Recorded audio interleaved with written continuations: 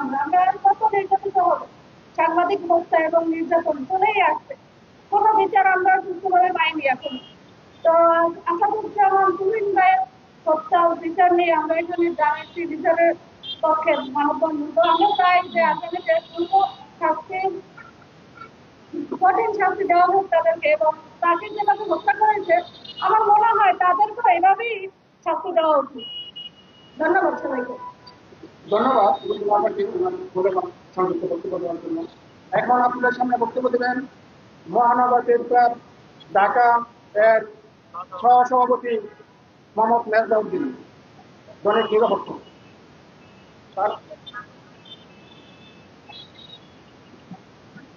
আপনারা জানেন সাংবাদিক তুহিন হত্যার সেই নির্মম যে ঘটনাটি ঘটেছে গাজীপুরে, সেই ঘটনাকে কেন্দ্র করে সবাই কিন্তু পুরো সাংবাদিক জগতে একটা প্রভাব পড়েছে, যার ফলে কিন্তু সকল সাংবাদিকরা এর বিরোধিতা করছে, প্রতিবাদ জানাচ্ছে।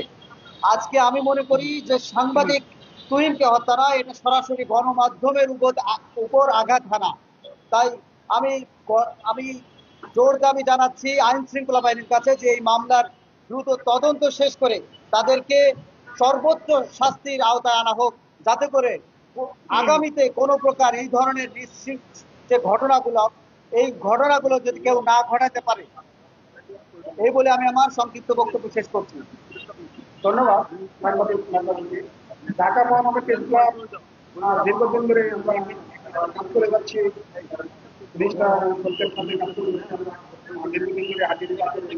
অনেকদিন হয়ে গেছে। এখন আপনাদের সামনে বক্তব্য নিয়ে আসছেন ঢাকা মহানগর প্রেস ক্লাব ঢাকা এর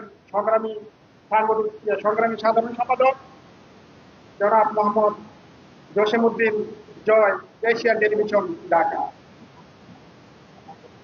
আসসালামু আলাইকুম।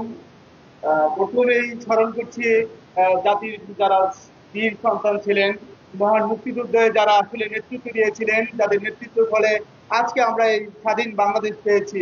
এরপরে স্মরণ করছি যারা 2024 সালের জুলাইয়ের আন্দোলনের সময় যারা গুরুত্বপূর্ণ দায়িত্ব পালন করেছেন এবং যারা শহীদ হয়েছেন এবং যারা আহত যোদ্ধা আছেন তাদেরকেও স্মরণ করছি।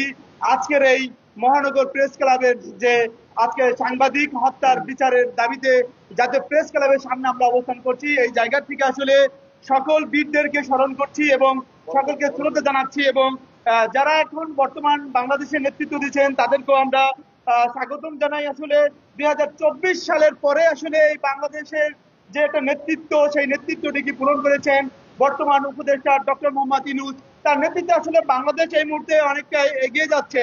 তবে আমরা যেই জায়গা থেকে আসলে আজকে আমরা সাংবাদিক হয়ে আমরা এই জাতীয় প্রেস ক্লাবের সামনে অবস্থান নিয়েছি একজন সাংবাদিক হত্যার বিচারের দাবিতে, এটি আসলে আমরা আসলে মানুষের সংবাদ প্রতিদিন তাদের সংবাদ প্রকাশ করি এবং তাদের সংবাদ আমরা কভার করে থাকি। আজকে দেখা গেল যে আমরা সাংবাদিক হয়ে আমরা ক্যামেরার সামনে চলে যাচ্ছি সাংবাদিক হত্যার বিচারের দাবিতে। আসলে এই বাংলাদেশে আসলে আমরা আর এরপরে কি বলতে পারি, আসলে কি বলার থাকে, একজন সাংবাদিককে হত্যা করে ফেলে একজন সাংবাদিক দুর্নীতি চাঁদাবাজ থেকে শুরু করে সমাজের যত ধরনের অপকর্ম আছে সেটা আসলে সাংবাদিকরাই আসলে তুলে ধরেন, তাদের কলম দিয়ে সেটি প্রকাশ করেন, ক্যামেরার সামনে তারা সেটি উপস্থাপন করেন জাতির সামনে। সেই কলম এবং ক্যামেরাকে থামিয়ে দেওয়ার জন্য সাংবাদিকের উপর একাধিকবার হত্যা এবং হামলা করে থাকে। তবে সাংবাদিক বন্ধুগণ, আপনাদেরকে বলে রাখতে চাই, সাংবাদিকদের হত্যা করে